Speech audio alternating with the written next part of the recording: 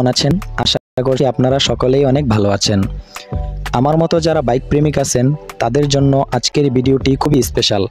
তার কারণ হচ্ছে এই ভিডিওতে আপনাদের সাথে পরিচয় করিয়ে দিব হিরো এক্সট্রিম 250R এই বাইকটির সাথে। তাই ভিডিওটি না টেনে সম্পূর্ণ দেখার অনুরোধ রইল। ভিডিওটি শুরু করার আগে আপনাদের কাছে একটি আবেদন, আমি নতুন ভিডিও বানানো শুরু করেছি, এই জন্য হয়তো কোনো ভুল ত্রুটি হতে পারে, সেগুলোকে ক্ষমার দৃষ্টিতে দেখবেন। এবং আমার ভিডিওগুলো যদি আপনাদের কাছে উপকারী মনে হয় তাহলে আমার চ্যানেলটিকে সাবস্ক্রাইব করে পাশে থাকবেন। এবং আপনারা পরবর্তীতে কোন বাইক সম্পর্কে জানতে চান এবং কী ধরনের ভিডিও চান তা আমাকে কমেন্টে জানাবেন।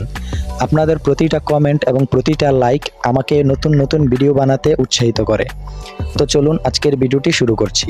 আপনারা সকলেই জানেন কিছুদিন আগে বাংলাদেশে লঞ্চ হয়েছে হিরো এক্সট্রিম 125R। আর এই বাইকটি বাংলাদেশে লঞ্চ হওয়ার পরেই কিন্তু তুমুল জনপ্রিয়তা পেয়েছে। আর তার কারণ হলো 125cc সেগমেন্টের মধ্যে এফআই সহ এবিএস কোনো বাইক দিতে পারেনি। তবে হুন্ডা এসপি এই বাইকটিতে এফআই থাকলেও এবিএস কিন্তু নেই। আর তাছাড়াও হিরো এক্সট্রিম 125R এই বাইকটির দামও কিন্তু মোটামুটি নাগালের মধ্যেই রয়েছে। আর এই জন্যই হিরো এক্সট্রিম 250R এই বাইকটিও বাংলাদেশের বাজারে খুব জনপ্রিয়তা পেতে যাচ্ছে। তার কারণ হচ্ছে এই বাইকটিও 250cc সেগমেন্টের মধ্যে দাম নাগালের মধ্যেই রয়েছে। তো চলুন এই বাইকটির সম্পর্কে আলোচনা করা যাক। প্রথমেই কথা বলবো এই বাইকটির লুকস সম্পর্কে। আপনারা ভিডিওতে দেখতেই পারতেছেন এই বাইকটির লুকস কিন্তু খুবই অ্যাগ্রেসিভ এবং দেখতে খুবই অসাধারণ। আমার কাছে পার্সোনালি খুবই ভালো লাগে। তার কারণ হচ্ছে এটি হলো একটি নেকেড স্পোর্টস বাইক। আর সকল যুবকদের কাছে কিন্তু নেকেড স্পোর্টস বাইক যেগুলো আছে সেগুলো তাদের অনেক পছন্দ। সেই ক্ষেত্রে এই বাইকটিও সকলের পছন্দের তালিকায় থাকবে সেটা আশা করা যায়। এছাড়া আপনাদের কাছে এই বাইকটির লুকস কেমন লেগেছে সেটা আমাকে অবশ্যই কমেন্টে জানাবেন। এরপর কথা বলা যাক একটি বাইকের সবথেকে মূল পার্টস ইঞ্জিন নিয়ে। এই বাইকটিতে ব্যবহার করা হয়েছে 250cc একটি ইঞ্জিন, যাতে রয়েছে 4 stroke 4 valve single cylinder liquid cooling system. এবং এই বাইকটি হলো এফআই ইনজেকশন সিস্টেম অর্থাৎ এফআই ইঞ্জিন। এই বাইকের ইঞ্জিন থেকে আপনারা ম্যাক্সিমাম পাওয়ার পাবেন 30 PS 9250 RPM এ এবং ম্যাক্সিমাম টর্ক পাবেন 25 নিউটন মিটার 7250 RPM এ। তো বুঝতেই পারতেছেন এই বাইকটির ইঞ্জিন কিন্তু খুবই শক্তিশালী এবং এই বাইকটির ইঞ্জিন এতটাই ভালো যে এই বাইকটি দিয়ে আপনারা যে কোনো জায়গায় ট্যুর দিতে পারবেন খুব অনায়াসে। এই বাইকটিতে গিয়ার হিসেবে ব্যবহার করা হয়েছে 6টি গিয়ার এবং এই বাইকটিতে সামনে ব্যবহার করা হয়েছে 43mm এর একটি ইউএসডি সাসপেনশন এবং পিছনে ব্যবহার করা হয়েছে অ্যাডজাস্টেবল মনোশক সাসপেনশন। এরপর কথা বলা যাক এই বাইকটির ব্রেকিং এবং কন্ট্রোলিং নিয়ে। যেহেতু এই বাইকটি 250cc একটি বাইক, সেহেতু এই বাইকটির কন্ট্রোলিং এবং ব্রেকিং খুবই ভালো হতে হবে।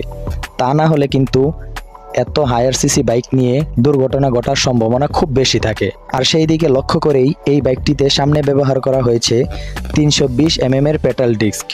ভাই ভাবতে পারতেছেন প্রায় চাকার সমান বড় একটি পেডাল ডিস্ক ব্যবহার করা হয়েছে এবং পিছনে ব্যবহার করা হয়েছে 230mm এর পেডাল ডিস্ক। এছাড়াও ডুয়াল চ্যানেল এবিএস তো সাথে আছেই। তো বুঝতেই পারতেছেন এই বাইকটি থেকে আপনারা ব্রেকিং এবং কন্ট্রোলিং খুবই ভালো পাবেন। এরপর কথা বলা যাক বাইকটিতে কি টায়ার ব্যবহার করা হয়েছে। এই বাইকটিতে সামনে ব্যবহার করা হয়েছে 110/70 সেগমেন্টের একটি টায়ার এবং পিছনে ব্যবহার করা হয়েছে 150/60 সেগমেন্টের একটি টায়ার। পিছনের টায়ারটা কিন্তু খুবই মোটা।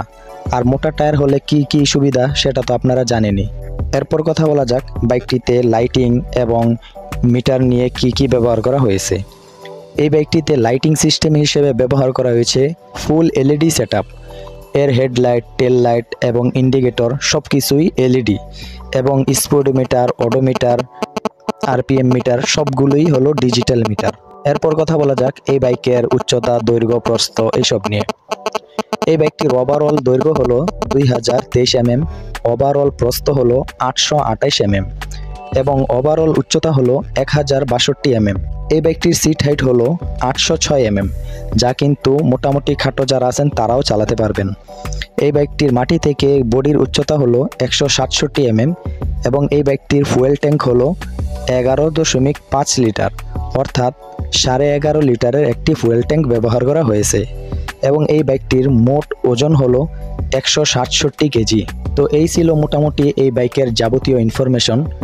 তো আপনাদের কাছে কেমন লেগেছে এই বাইকটি এবং আপনারা নিজেরাই বিচার করবেন যে এই বাইকটি কিরকমের হতে পারে।